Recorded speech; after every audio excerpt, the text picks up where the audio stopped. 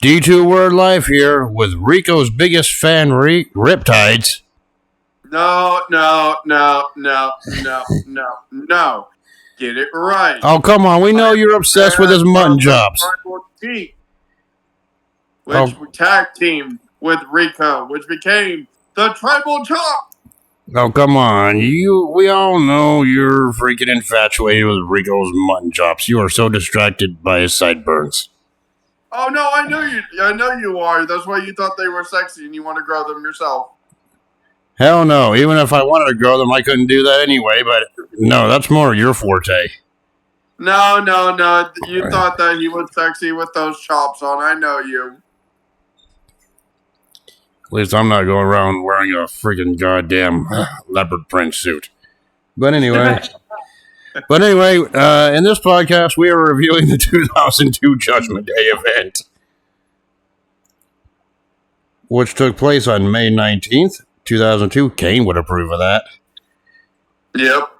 Took place in Nashville, Tennessee, in the Gaylord Entertainment Center with an attendance of 14,521 fans. Uh-huh. And here's a special shout out to the dark match that happened prior to the event starting. William Regal defeated D'Lo Brown to retain the European Championship. We had our opening video package for this event. And what'd you think about that when hyping the matches up at the start? It was good. Sorry, but the freaking little choir of girls singing there kind of reminded me of Taker's badass debut from 2 years prior to this. That's what they were doing. Yep. And I did like the little intro video to it. That was creepy and eerie, despite, this was Biker Taker, the most evil one of them all. Yes. Not evil as in supernatural, evil as in he can kick your ass when you piss him off. For no reason. That's why they called him the Big Evil. Yeah, Big Evil. Anyway, the opening... the ring announcers for this was Jim Ross and Jerry the King Lawler, while the Spanish commentators was Hugo and Carlos. Well, also the guest ones were Michael Cole and Taz. Yeah, they were just hyping two matches from their SmackDown brand at the point, because this was before they did the whole back and forth commentary for Raw and SmackDown shows. Yes. Oh, and a little fun fact. Judgment Day 2002 was the first ever pay-per-view under the WWE brand name after the name change of the company. Yep. It literally says, Worldwide Entertainment, get the F out of here. World Wrestling Entertainment, get the F out. Right. I remember those old commercials when they did the name change. God, I feel old saying that. You feel old. Well, you're older than me. But man. Yeah, you were calling me an old man for my birthday. And, older man, river. And I'm just like, who you calling old man, old man? Older man. Okay, just put it like this. You're probably closer to the grave than I am. But anyway. Nope. But anyway, the first official match of the night was Rob Van Dam challenging Eddie Guerrero for Eddie's Intercontinental Championship. The Intercontinental title was on the line in this one. There was some... the spots that really stood out to me was the one where Van Dam actually freaking yeeted Eddie's throat onto the rope. Both of them missing the frog splash near the end.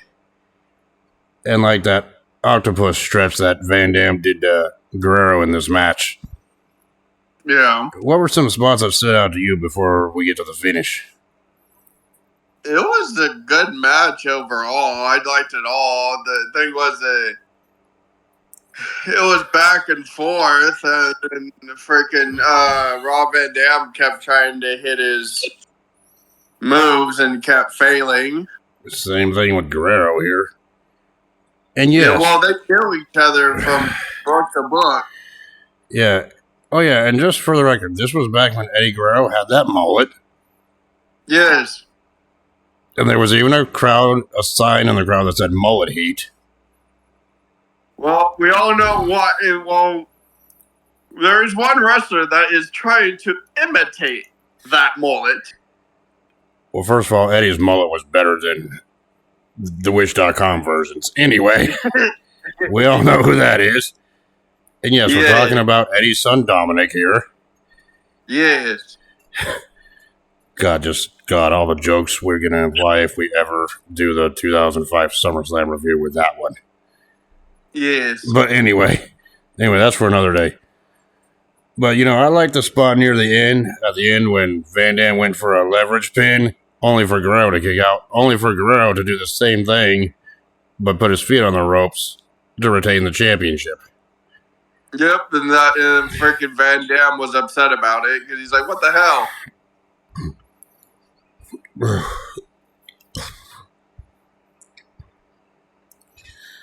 But either way,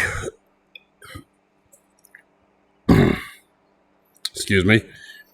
Either way, I thought this was a good match to kick off this show. And their feud would continue into a legendary ladder match on Raw between the two, which we might review if we start doing Raw reviews and SmackDown reviews in the future. Because some great moments happen on free TV, not just pay-per-views. Yeah, like when Undertaker was beating the shit out of Jeff Hardy, and he was impressed that he would not fucking give up. Yeah, but we'll get to that whenever we get to that. So yeah, and then after the match, we went backstage. We saw Mr. McMahon back there. We know he's a controversial figure now, but this was a retro review with Reverend Devon and Deacon Batista. I don't give a shit what he did. We're not talking about that during the reviews. I just said controversial figure. We all know why. We're not going to discuss it. Everyone knows about it. But then anyway, we had Reverend Devon with Deacon Batista, a freshly debuted Batista, by the way. Yes. Because Batista made his WWE debut not long before this event took place. I think it was like a couple weeks before the pay-per-view. Like 10 days prior on SmackDown, up to this event. Yeah, and they were doing a little prayer backstage, whatever, hyping up the Women's Championship match, which was the next match on the card, by the way. Yep. And that match... Keibler versus Trish Stratus. Long leg versus Big Boot. So yeah, it was Stacy Keibler with Reverend Devon and Batista in her corner, taking on the Women's Champion Trish Stratus with Bubba Ray Dudley in her corner. This is interesting. Yes. But this was a women's match in 2002. It was pretty much what you would expect for women back then. Wasn't as good as the women's wrestling we have now, but, they did what they could. Well, they weren't really allowed to do what they're doing now because Mr. McMahon didn't think that they were worth really anything all that much. And of course, a spot that stood out to me was when Stacy Keibler got dumped on her ass on the outside of the ring and Bubba just sat there and laughed in her face. Yeah. Only to get bitch slapped. Right? Like I said, it was long legs versus big boobs. And of course, the referee was distracted by Devon at one point, prompting Batista to come in there and slam Trish down to the mat. Which, despite that, Trish still kicked out, and then I think Batista tried to interfere again, only for Keibler to accidentally hit Batista with a clothesline after Stratus moved out of the way, which then Stratus pinned Keibler to retain the championship after performing a bulldog on her, thus ending the match and retaining the championship. There was no satisfaction. But it's not really the match that was interesting. It's what happened after the match that was interesting, because after the match, Devon went to go chase Stratus out of the ring, only for Bubba to get in the ring. And this event happened like literally after they were separated. Right? And when they were drafted to two different brands. Yeah, Bubba was on Raw, Devon was on SmackDown, and this was the first draft we're talking about. Yes. And then Devon looked like he was like going to make peace with Bubba Dudley, right? But only for Batista to attack him from behind. And fail miserably. Yep, and then freaking Bubba went to attack Devon, only for Batista to come with that donation box he was carrying around and nail Bubba in the back of the head. Yeah. And then Devon yelled at Batista, "Get the tables." A command that he remembers fondly. So, yes. So Batista got the table right. And then Devon attacked Bubba Ray again, and then Devon and Batista both performed a double flapjack, putting Bubba Ray through the table, thus ending the segment. They performed the 3D. Yep. So yeah, your thoughts on the match and the post-match brawl, or the post-match beatdown afterwards? It was good because Devon was saying, "Oh, I talked to my brother. I told him that if he shows up, there'll be hell to pay." And of course, what happens after Trish's music comes on? Bubba Ray Dudley's music. Yep. So either way, I thought... And they were fucking stunned silent. Like, the match itself, I wasn't really, like, too into. It was what it was, but the post-match angle, that's kind of what helped it a bit, because it was a rare Dudley versus Dudley brawl, which... Well, nothing really came of it. It did. It led up to Bubba Ray versus Devon. I don't remember that at all. Maybe that happened shortly after this event on free TV. It could have been a pay-per-view match, though. Honestly, if they wanted to really build something out of it. Yeah. But I guess it was just like a short one-and-done rivalry. That was it. Short-term, no long-term story, which they could have had a long-term story here. That's just all I'm saying. You know what I mean? Yeah, but then they were getting ready for the revival of ECW at that time as well. Well, rumors were in talks. It wouldn't be until 3 years later, but rumors were in talks then. Yes. And it wasn't like too long after this event that the Dudleys reunited by the end of that year anyway. Yeah, with Spike Dudley. Yep.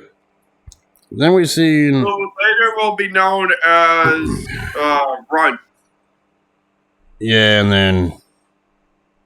Anyway, the next match on the card was an interesting one because it involved the Hardy Boys, which is Matt and Jeff Hardy, taking on... versus Paul Heyman and Brock Lesnar. I think this is the only official match Paul Heyman's ever had in WWE. On pay-per-view. It was also the fucking hilarious match that Paul Heyman was ever in. Oh yeah, and before we even talk about this matchup, I forgot, we had another segment backstage with Vince McMahon talking to Ric Flair in Flair's office. Yeah, and them fucking blowing smoke up each other's ass. Pretty much we had Flair kissing up to Vince, saying, "Yep, you were right all along, Steve Austin's a no-good son of a bitch, he'll be taught a lesson by me tonight." And all of that. Yeah, like I said, they were blowing smoke up each other's ass. That's all they need to know. Yep. Well, that's pretty much that whole backstage segment. But yeah, we had the next match. We had Lesnar and Heyman taking on the Hardy Boys. This match was mostly dominated by Brock, because you got to realize this was only Brock Lesnar's second official pay-per-view appearance. Yeah. And this was during his first main roster feud against the Hardy Boys. It was fucking hilarious, though.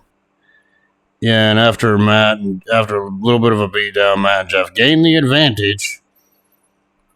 And they attempted to attack Paul Heyman, only for Lesnar to come back. And this was just the start of the match, right? Yep. And then it goes on for a little bit longer. Brock's dominating a little bit until he makes a mistake, gets tripped up, gets knocked out of the ring. And then the Hardys attack Paul Heyman, including giving Heyman a poetry in motion signature double team move. Well, they've always done that. And Well, I thought what was funny was when after Brock Lesnar hit Jeff Hardy with the F5, he Well, I was fucking about to wanted get to tag that. in. Huh? Well, yeah, I was about to get to that. After the beatdown. Yeah, After the beatdown, Brock he took tripped himself Matt up out. on the fucking rope. Yep. And then after the beatdown, Matt got taken out by Lesnar on the outside. Jeff Hardy was attempting the Swanton Bomb. Yes. Sorry, YouTube, I did not mean to say that. That was a twist of the tongue. It was the Swanton Bomb he was attempting. Only got caught by Lesnar. Got an F, but Lesnar tripped. It was a 2 count. And then Lesnar whipped Jeff into Matt, which prompted Brock to hit an F5 on Jeff, but instead of taking the pin, he tagged in Heyman. Big fat walrus. Who couldn't even get in the ring without falling down. Well, JR called him fucking latrine. He called him a living, breathing septic tank. Yes. And I'm thinking to myself, yeah, Jim Ross, say how you really feel about Paul Heyman. But either way, Heyman crawled over after tripping on himself and got the pin on Jeff Hardy for Lesnar and himself to win. Yeah, that was fucking hilarious because he's all like, tag me in. And he's trying to get it and fucking trips over the fucking second rope, falls his fat ass down, then he crawls to the pin. Yep. He couldn't even get his fat ass up. He had to crawl. Exactly. And I bet you were laughing at that one. Yes, I was. It was fucking hilarious. Then we go to another backstage segment, this time involving Booker T. Just talking about how he's a member of the NWO at that point, in the NWO's dying days, if you ask me. It was their dying days because they had split into another fucking faction from WCW to WWF to WWE. They made two fucking different fucking factions. Yeah, and it was a failure. Yeah. In my opinion, I still say the original incarnation of the NWO was the best one in WCW. Like, not before they split. When it was like the first 5 or 6, that was it. And then it just got out of control. Hogan and Nash. Hall. DiBiase was their manager. Yeah. Then you had fake Sting. I don't know why they put a fake Sting in there. And then you had Six Pack. Or maybe it was the Giant or Big Show who was the 5th member. I know freaking X-Pac or Six Pack was a 6th member of the original incarnation. Well, X-Pac was in the original incarnation. And then he went back to WWF to join DX. Yeah. And then Big Show was in this new incarnation at the time of the NWO. But anyway, Booker T was backstage, and then he went up to go hit on this one chick. We don't know who it is. It's just some random wife. Maybe it could have been his wife at the time. We don't know. Or it could have been somebody else. We don't know. That information was never given. Yep. But she was like, oh, yeah, here's my hotel key room. Follow me. And he goes, okay. So he went to go get some tail. All right. It was funny as hell what happened, though. Yeah, but we'll check on that a little later. The next match on the card was a handicap match. It was the team of NWO members, The Big Show and Nature Boy Ric Flair, taking on Stone Cold Steve Austin. 2-on-1. Yeah. Some of the spots that stood out to me was Austin dominating the first half, including going for a figure 4 on The Big Show right in front of Flair's face. Boy, he hit the figure 4 on The Big Show. What shit. And then freaking Austin then had Flair in the figure 4 leg lock, and then avoiding Big Show splashes and everything else. Well, I liked how JR or Jerry the King Lawler was saying right when he put the figure 4 on Ric Flair. It's a full eclipse, and the Big Show just drops his leg right on him. Yep. And then all of a sudden, Austin at one point was like, to hell with this, grabbed a steel chair. Yep. Which the referee said, grabbed a beer. Yep, but this one's kind of funny. Referee Charles Robertson, who was the referee for the matchup, was like, put the damn chair down now. Get rid of the chair. So he handed the chair to the referee, only to go out and grab another steel chair, and he goes, put the chair down now. So he just literally put the chair down, sat in, and flipped off the referee. Yep. And I'm just like, yeah, hey, that's grab the beer. And then later on, he grabbed the beer. He goes, put the beer down, get out of here. I'm like, well, I guess the beer cans aren't legal either. But then, Flair and Show went on the offense, dominating Austin, including Flair working on Austin's knee, which both of them were heavily braced at this point. And of course, he had too much damage to his knees. Yeah, and then Ric Flair did the whole inappropriate freaking hip thrusting motion twice, and even freaking Jim Ross like, I don't even know the meaning of that. I'm like, you do know the meaning of that, you just can't say it on air. Right? And then when Flair and Austin got into a chopping contest with each other, I did like the crowd's responses. Woo, what? Woo, what? Woo, what? That's pretty much what it was. Yes. They're wooing what? Of course, then Flair would manage to put Austin into the figure four, which Austin reversed it, only for Big Show to come in and give a big leg drop again. Yeah. Of course, another spot of mine that I thought was funny was when, at one point when Big Show got tagged in, freaking Austin just looked at him and was like, that's it, I'm going to do some push-ups now. Just mocking the Big Show, like, yeah, he's training to lift you up now. Right? Yep. Of course, those freaking chops that Big Show delivers, Jesus, how would you like to get slapped in the chest by Big Show?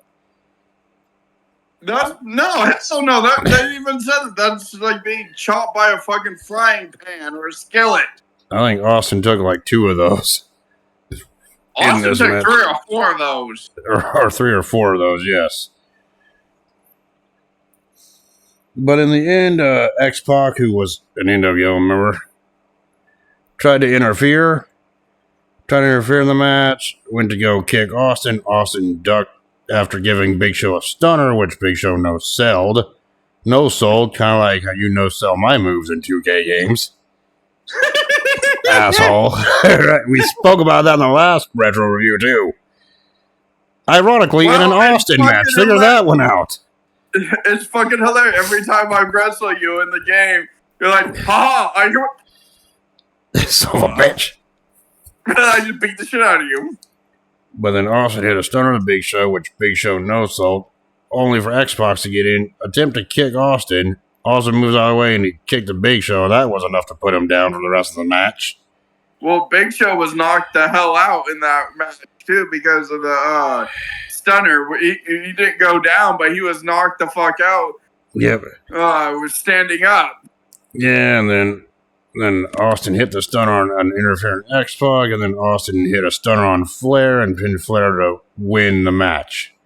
Because technically, during that match, Big Show was supposed to fall down, but he was knocked out from the stunner. Yep. So he couldn't really fall. He just stood there. Stone Cold's like, the fuck? Okay, let's do this again. Yeah, but then, Austin won the match after pinning Flair after a stunner. Yep. And of course, you could tell he was hurting even going up the rampway. I don't know if it was legit real pain or if he was still selling his knees. Kind of hard to tell with him. Well, it was both. He was hard selling and he was hurting his knees because he had the 500-pound Big Show just freaking elbow dropping his freaking knees. And yes, this would be Steve Austin's last pay-per-view appearance until early 2003. Because we all know the walkout that he did about less than a month later. You know that whole story. It's been well documented. Yeah. Right, but that's for another discussion at another time. We all know that. Well, that was because Eric Bischoff was coming in to be the general manager, and he didn't fucking like him at all. Then and Austin wanted to do a freaking pay-per-view match with Brock Lesnar as opposed to just a throwaway match on free TV, which Vince disagreed with, and that's another reason why Austin left. Obviously, right? Well, he didn't want his top draw, Stone Cold, to really be injured. Yep. But Stone Cold's like, fuck that, I want to fight. Yep. But we all know that story. Yep. But next match is, I think, the next match is probably one of your favorite matches, the reason why you wanted to do this pay-per-view to begin with. And yes, I'm talking about Edge versus Kurt Angle in a hair versus hair match. No, well, that was one reason, yes. Oh, you know it's the main reason why you want to talk about it. You even alluded to that at the end of the freaking No Mercy show. It was funny as hell seeing Kurt Angle get shaved bald.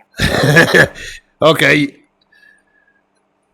Hey, and if you pause it right here and you want a spoiler, just freaking look up Kurt Angle now images. You'll know the result.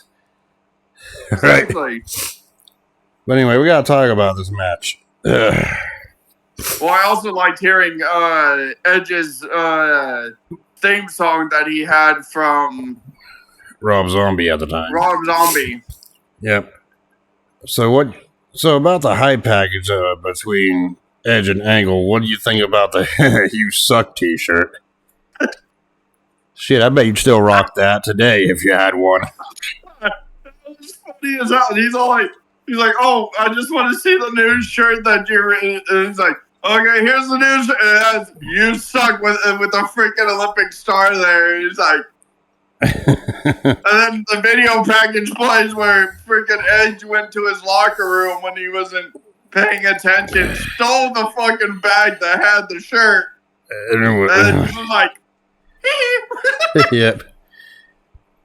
Which laid out this challenge, and I'll tell you a little story I heard from Kurt Angle after we go through this match. But this match was kind of back and forth. The momentum wasn't even held by one person at all throughout the majority of the match. It could have gone either way, honestly, with this one. Yeah. I mean, hell, we've seen spear attempts, Angle slam attempts. Hell, at one point, we even seen Kurt Angle use Steel Edge's spear finishing move. At one point. Yeah, we saw Angle try to use his ankle lock, which failed. Oh, yeah, and let's not talk about Edge performed a German suplex, or Angle performed a German suplex on the Edge, and then when the referee was down. And then he attempted to hit Edge with a steel chair, and that backfired. Yep. Which Edge had a cover on him, but then, Angle went for Edge's spear, referee was down. Then Angle went for the ankle lock, which Edge got to the ropes. Did Enziguri, which caught Angle in the temple, supposedly. And that was a near fall. And then Edge performed two spears on Angle. Near fall. Angle got up, took the straps down, went for an ankle lock again after Edge kicked out of the Angle slam.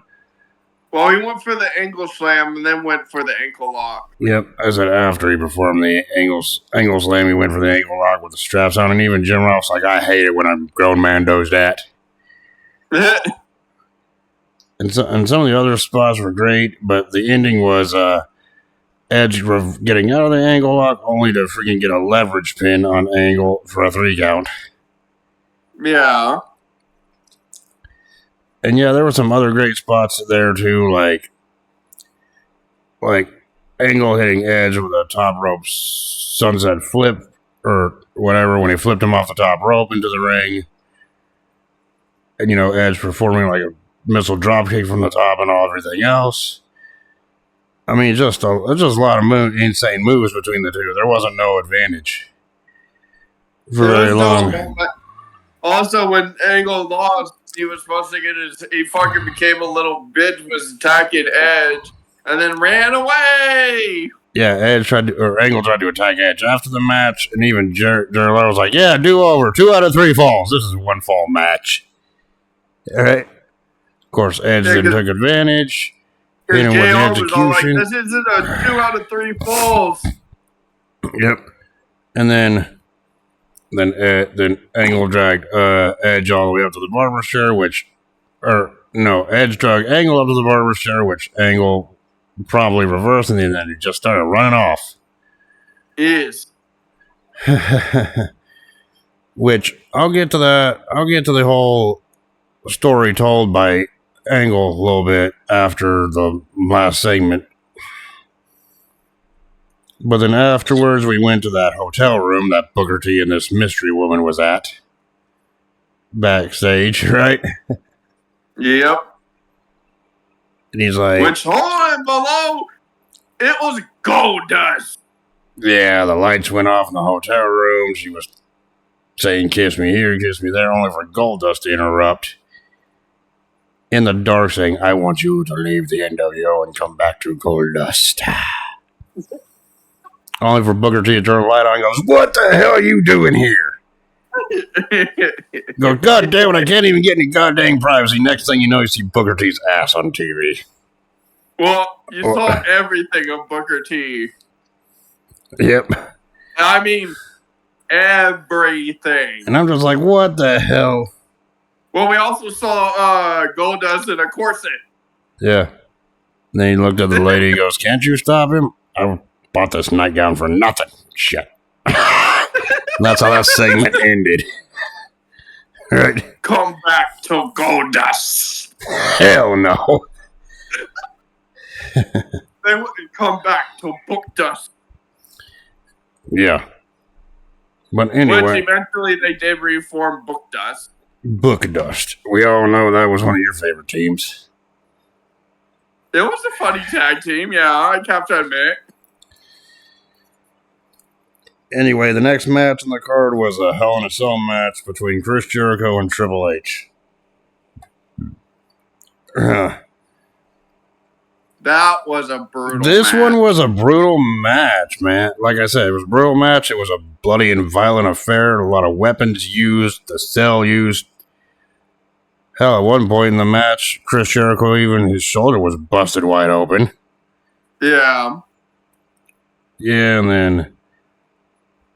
and even a ladder was freaking there. I mean, hell, at one time, Triple H even hit the ladder that Jericho was holding.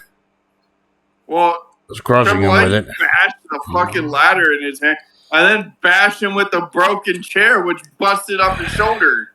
Yeah. And of course, at one point, the referee, Tim White, even got thrown up, chugged up against the side of the cell. And then Jericho proceeded to beat the crap out of the referee, too. Right? Yes, he literally beat the shit out of him. He was the only referee that had a key, which was dumb as hell. Yeah. Which they eventually learned. Oh, give every referee the key. Or a copy of the key. Yeah. He used bolt cutters, and sadly, this was referee Tim White's last match that he officiated as a full-time ref because he got injured because of this match. He said his shoulder got separated. His got endangered. Well, yeah, according to the injury he sustained a separated shoulder, probably from that first bump he did off the cell. Well, this is the original Hell in a Cell that they had from Mick Foley and Undertaker's match. Except this time the roof was actually reinforced. Yes, but the whole thing wasn't reinforced, though.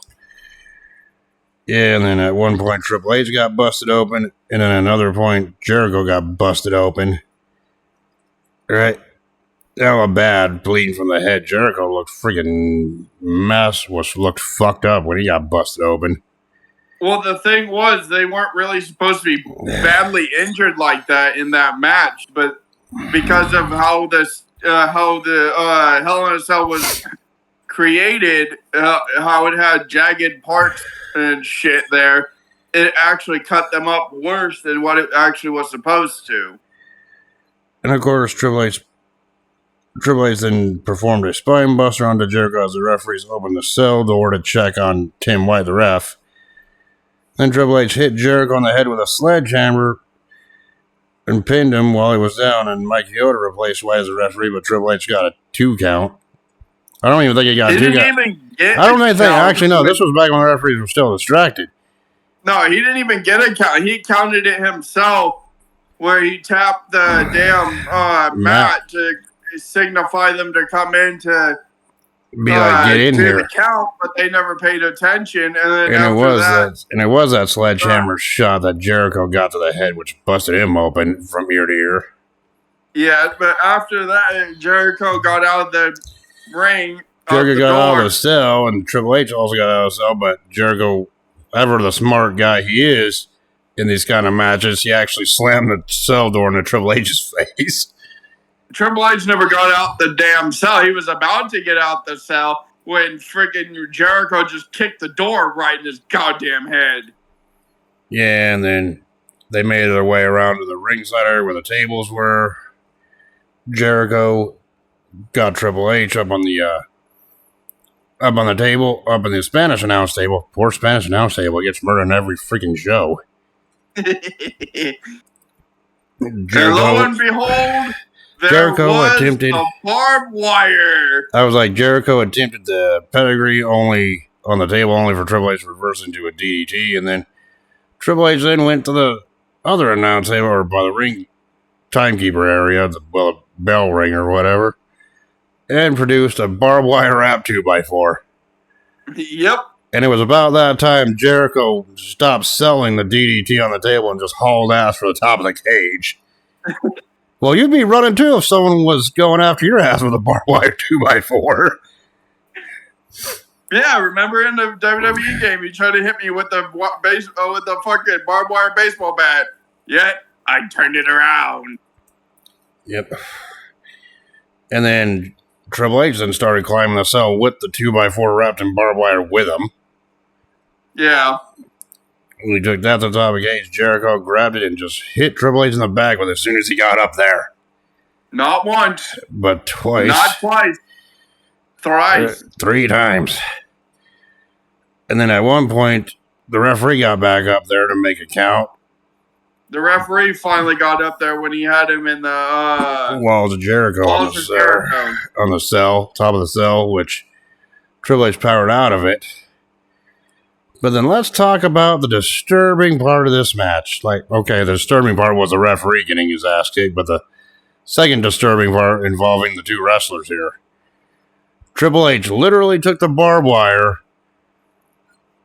struck Jericho hard on the head with it, and the barbed wire stuck to his head for a couple seconds. Yes. And Triple H had to yank it out of his freaking head and hair. You knew that shit had to fucking hurt. Well, that was Chris Jericho with long hair, so yeah, that was him. Even Jerry Lawler made that comment, like, oh my God, that 2x4 wrapped in barbed wire was just implanted in Jericho's skull or head, and it just stuck there. Yes. And then following that, Triple H did manage to hit the pedigree on top of the cell, and this is why I said it was reinforced, because no panels broke. Especially after Triple H took that backdrop on one earlier, shortly before the pedigree, right? Well, they were lucky because it was kind of folding on itself after they were stepping on it. But yet Triple H hit the pedigree on top of the cell and pinned Jericho on top of the Hell in a Cell structure to win the match. Like JR said, if that freaking top would have fallen, Triple H's career would have been over way before it really was ended. Yes. Probably with a bad broken back injury. Yes. Yeah. Because look at what happened to McFoley. Exactly. But yeah, Triple H survived that bloodbath. What did you think about the cell match between the two? It was a massacre. Well, there was no doubt it was the most brutal match of the night of this show. And one that, in a Hell in a Cell match, which quite frankly, in modern day, doesn't really get talked about as much, honestly. And it was the only Hell in a Cell match to end on top of the structure, not in the ring. Yeah. On pay-per-view. And it was also the last time that they ever used the top of the cell. The original Hell in a Cell. And it was, it was the last time that they fought on top of the cell. Because every Hell in a Cell that followed that one, the action was kept in the ringside area. For the most part, up until the Ambrose and Seth Rollins Hell in a Cell match fit in 2015. Yeah. Or 2014 or whenever that was, right? Yep. But it was the only Hell in a Cell match to end on top of the cage. So there you go. Well, it was also the only one that had the original Hell in a Cell until they reinforced the whole Hell in a Cell. So then after that match was over, we go backstage and we see Kurt Angle still running away from Edge. Runs into the women's locker room. And then he puts one of those shower curtain things over his body with a shower cap on, hiding in plain sight. Yes. Only he was like, please, please, please, Edge, don't notice me. Edge just going around saying, Angle, running past him, cartoon style. And then Angle looks, and he goes, okay, good, and he just friggin' runs off again, only to see Edge go by saying, Angle, you son of a bitch, I'm gonna catch your ass. Yep. Right? And then we go to our next match. It was for the Tag Team Championship. It was the Tag Team Champions, Billy and Chuck, or Billy Gunn and Chuck Palumbo, whatever you want to call them, with their manager, your boy Rico. No. He was your boy because you were fascinated by his mutton chop. No, that was you. You especially loved his leopard print suit he was wearing. No. But the one guy in the fucking stands with the sign literally said, I have better chops than you. Yeah. When he was wearing a leopard print suit. Talk about it, let's get to business.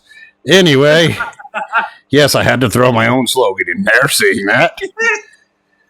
But they were, and Billy and Chuck were defending against Rikishi and someone who was built up as Rikishi's mystery tag team partner. Yes. Which, lo and behold, it was Rico. And your favorite tag team, the Tribal Chops, were born. They were short-lived. And, this match wasn't really a tag team match at all. It was more like a glorified handicap match. Rico never even got tagged in. And, of course, at one point... It was a handicap match. It was a glorified handicap because Rico was going to fight in the and at one point... And Rikishi's like, fuck that. You're Get going on the apron. Goddamn ring. And at one point, Rikishi did look like he was going to tag in, only for Rico to be chit-chatting with fans distracted. And even Jim Ross was like, oh yeah, they're fascinated by Rico's sideburns. They really love those mutton chops. And I'm like, hey, Riptidz, he's talking about you. No. And then they all assume, well, if Rico gets tagged in, you think he's just going to lay down and let one of his teammates, one of his boys pin him, and that's it. I think that was what they were alluding to. Yes.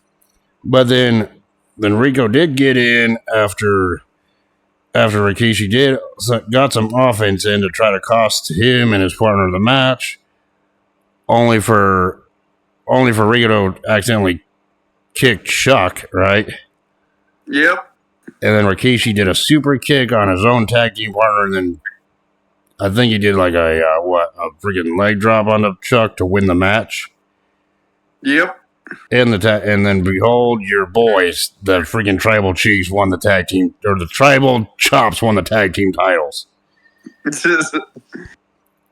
even Rico looked confused and upset. That Billy and Chuck were fucking confused as hell, and then when they were leaving, they told Rico, pick up your title. Grab your belt. And then Rico just picks up the title and puts it behind his back. He's like thinking to himself, what the hell did I get myself into?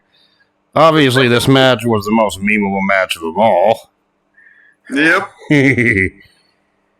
But then, after that what do you think about this glorified handicap match? It was a glorified handicap match. Yep. It was literally 3-on-1. Well, at least your boys won. Anyway.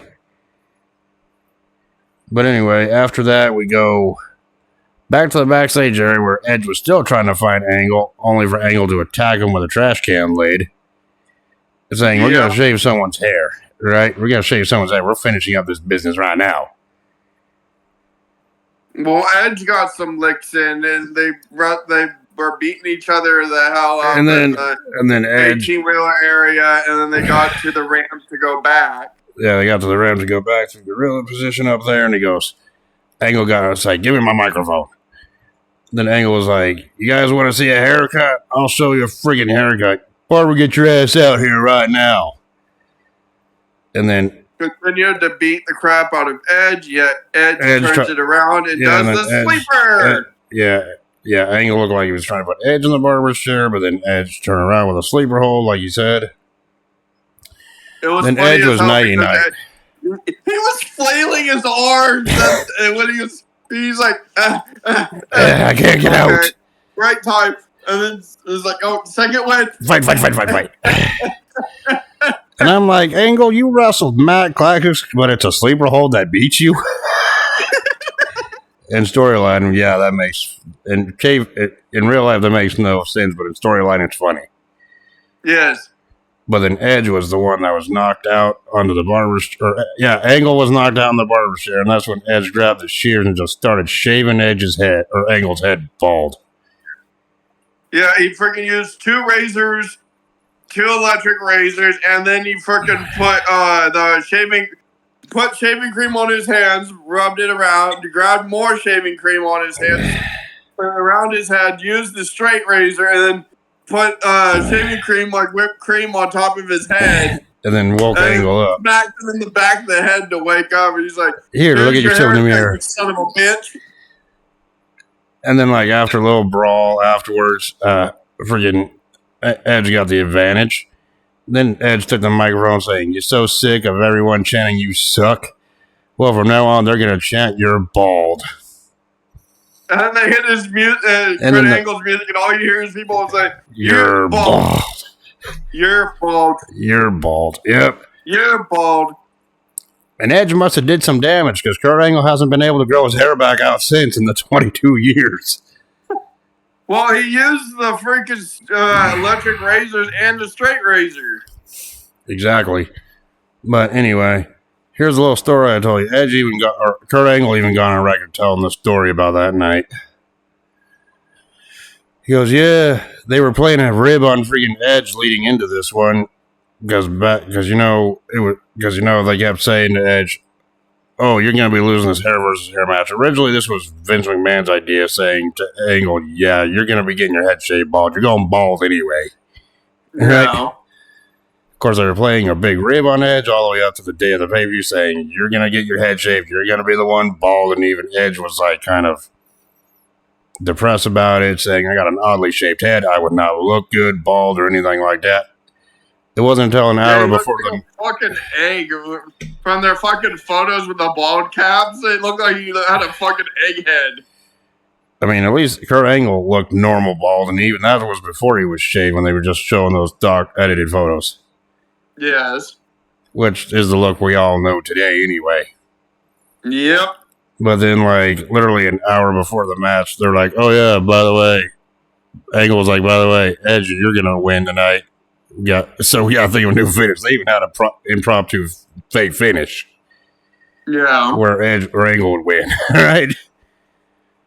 But then Angle even recalled getting his head shaved bald. He goes, that was the most painful experience he's ever had. He said, Edge don't know how to use razors and shit for a trap because it felt like his hair was being torn out of his head. Yes. And it wasn't. Well, he was going to town with the electric razors and then freaking went to town on his head like he was going to scalp him with the freaking straight razor. Yeah. I guess Edge kind of whispered, Angle kind of like whispered to Edge, like, can you please take this freaking home? My head is fucking in pain right now. And he had to sit there and sell through the whole thing. And that's why they finished up backstage. Right?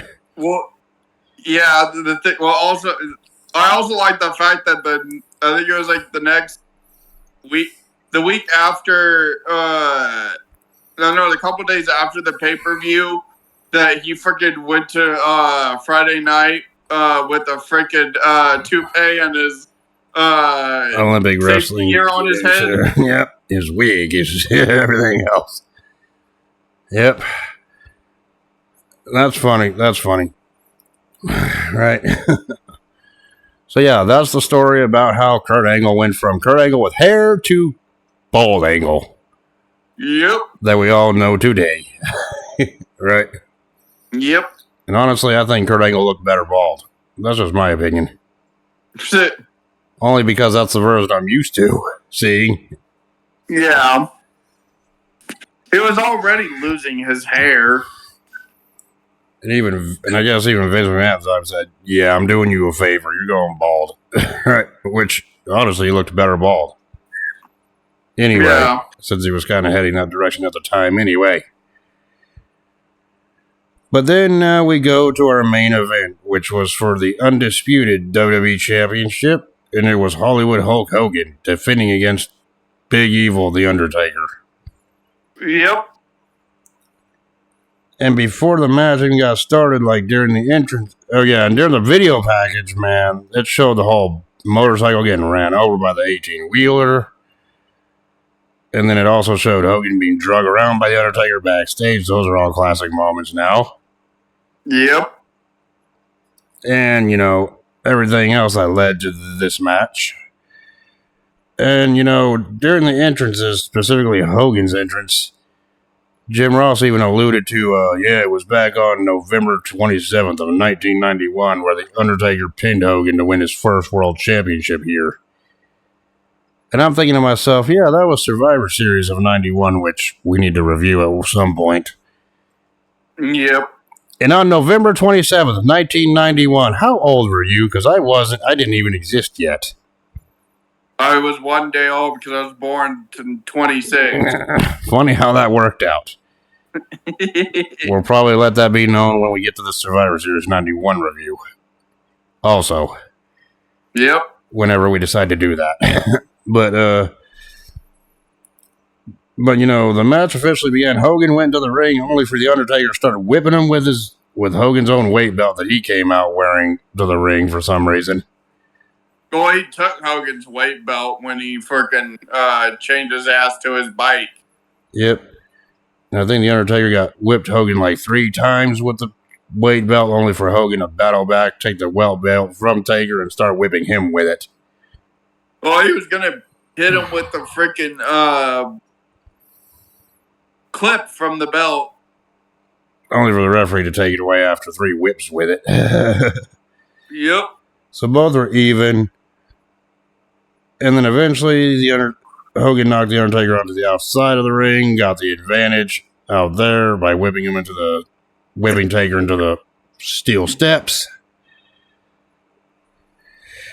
And then they got back into the ring. It was another back and forth between the two, which also saw The Undertaker put Hogan into a Boston Crab, which looked weak, right? Yeah. Well, Undertaker never really did submission back then. Yeah, and this was after Hogan attempted a leg drop.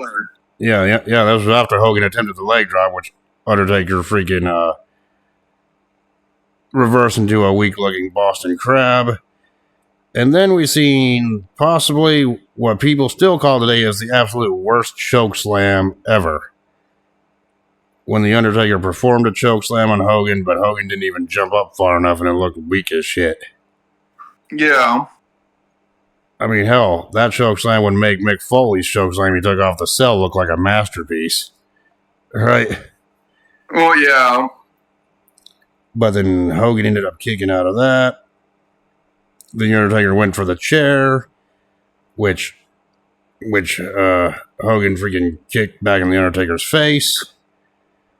Then Hogan went for the leg drop. Mr. McMahon comes out. Yeah, then Hogan hit the leg drop on Taker. Taker kicks out. Mr. McMahon comes out, and then Hogan starts attacking McMahon. Right? Hits the leg drop on Vince.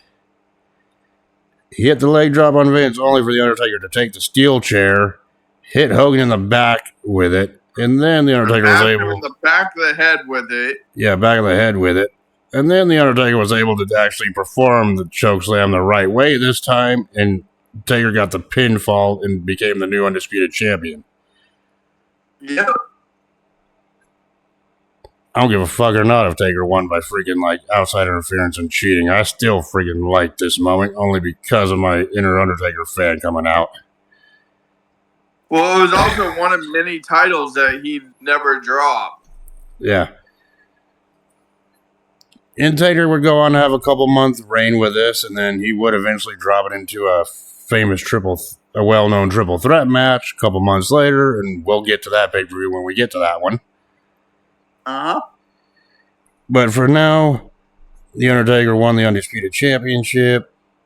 Everything was all good, and then even made the referee put the championship belt on around his waist, which I'm like, that's a nice touch. Yeah.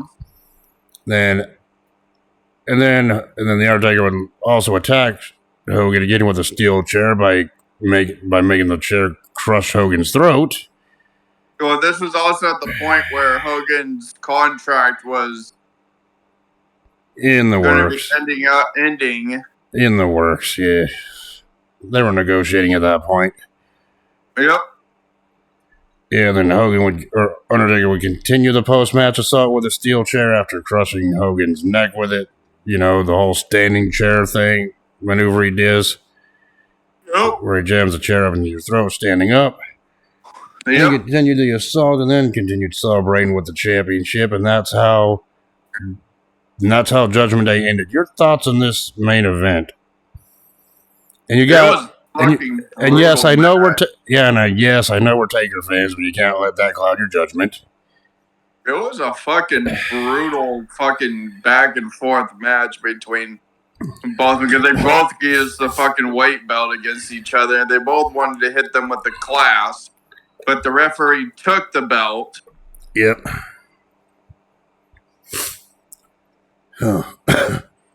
So I thought the match was, well, I mean, the interference spot, we probably could have done it without it, but, we had to protect Hogan in defeat, and this is Taker. This is Taker anyway, so I don't think the fans really cared. Yeah. I mean, hell, even after the Undertaker won, I noticed most of the fans were actually cheering that result, so I think they would have been happy either way with it. Yeah. Because even though Taker was also excited for the hype for it. And also, I think it didn't matter if Taker was playing the role of the heel at this point. He still had his fan base with him at this point in his career, right? Yep. And I know we were part of that fan base. So there you go. Yep. So anyway, here's where we go to our star rating reviews. Now, Eddie Guerrero defeating Rob Van Dam to retain the Intercontinental Championship in a great opener. I would give that about 3 3/4 stars. 4. Close enough, right? Yep. The Trish Stratus with Bubba Ray Dudley defeating Stacy Keibler to retain the Women's Championship, who had Batista and Devon in her corner. The match itself, I would give about maybe 2.5. 3. But the post-match angle they did was all right. I just wish it could have been a bigger rivalry, like we said, between the two Dudleys here. But it was what it was. It served its purpose. It was originally supposed to be until Spike Dudley grew a set and was starting to argue with his brothers and kind of abusing them to see it his way. Yeah, and then we had Brock Lesnar and Paul Heyman defeating the Hardy Boys, Matt and Jeff Hardy in that tag team match, which saw Paul Heyman can't climb into the ring without falling down on his ass. Just for the comedy alone, I'd bump it up a point to 3.5. 3.25. Yeah, because like we said, that match was mostly dominated by Brock, but the unintentional comedy alone bumped it up. Just because JR called him a fucking latrine. The handicap match with Steve Austin defeating Big Show and Ric Flair. 4. Yeah, I'd give it about a 4. Edge defeating Kurt Angle in the hair versus hair match. The match alone with all the skits backstage, I would give that one about 4.5. Same. The Hell in a Cell match between Jericho and Triple H, that brutal Hell in a Cell match that really doesn't get talked about all that much, with Triple H defeating Jericho here. 4.25. I would say, yeah, I would agree 4.25. Right. Yep. Your boys, the Tribal Chops, Rico and Rikishi defeating Billy and Chuck in that glorified handicap match. Even though we made jokes, I would say that's the weaker match of the card, so I'd give it about a 2.5. I say 3. Yeah. It was kind of funny as well because Rikishi kind of messed up the Samoan drop and did a flying headbutt when he was going to do the Samoan drop on him and from the air. And of course, the main event of The Undertaker defeating Hogan to win the Undisputed Championship. 5. You'd say 5. I would say 4 because of the interference in the botch spot. Which I know that's nitpicking, but it is what it is. 5 for me. But we're both like almost on the same thinking pattern here anyway. It didn't matter if there was a botch spot. That match was fucking brutal as hell too. So. Yeah, I gave it a 4-star. That's still a good big number. Yeah. So overall, what's your grade for Judgment Day 2002? A. Give it an A grade. I wouldn't necessarily say it was an A grade, but it wasn't like an average show either.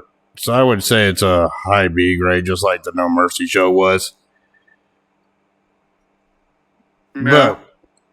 But now, this was your choice this week. Now, next week is my choice. And trust me, I'm going to try to aim for a show. Right? So, you know what the next WWE pay-per-view is coming up from the current timeline in a couple weeks, right? Money in the Bank. Yep. And for the retro reviews here, I want to review an old Money in the Bank pay-per-view. So, I'm going to go forward in the timeline from here. And I only got one word to describe the Money in the Bank pay-per-view I want to review for next week. Pipe bomb. CM Punk. That's right. The main event of that show was CM Punk versus John Cena. My pick is Money in the Bank 2011. Well, that was also the ending of CM Punk's contract at midnight. Yep. So yeah, next week on the reviews, we're going to be reviewing the 2011 Money in the Bank pay-per-view. See if the matches and that main event still hold up. Was it 13 years later? Yep. It was the year I graduated. That was also the year I graduated. God. And for once, it's a 2011 event that we're reviewing that doesn't have a Michael Cole match. Yay! Next one, 2011, Michael Cole. Oh, shit. Anyway, we hope you enjoyed our review of the 2002 Judgment Day. And we will see you all in the next one. Peace. You could also catch our funny antics on my Twitch at Anime Ruler 3456. Yep. Like I said, I hope you enjoyed our review. And we will talk to you all in the next one. And Peace. leave comments so we can know what we can fix or if we have to do longer. Yeah. Well, I feel like we went into depth with this one pretty good. Yeah. But no one's really leaving any comments when I look at it on YouTube and shit. Yeah. Comments would help, but hey, just give us feedback if you can. Or even if it's just a comment saying you liked it, you can just say that. Anyway. Or if you want to see our faces in these reviews. I'm probably was going to plan to do that at some point anyway. I just need to test out my camera that I just bought anyway. Yeah. Perhaps for the Money in the Bank 2011 review, I'll do that. Anyway, if you liked it, if you liked our review, give it a like, leave a comment. And I've been D2 Word Life, and that's been Rico's boy Riptides, and we will see you all in the next one. Peace. No. That's not how we're ending this, buddy boy. That's exactly how I'm ending it. No. That's your boy, Rico, boy. No, that's your boy. You're obsessed with his button chops. I'm not. Nope, you thought they were fascinating and you want to grow them yourself because you thought they made him look handsome. No. Yes. Jesus Christ, man. You want to grow a chop. It goes with your mustache. Nope. Oh, God. We're too damn much. Anyway, we'll see you all in the next one. Peace. Doses.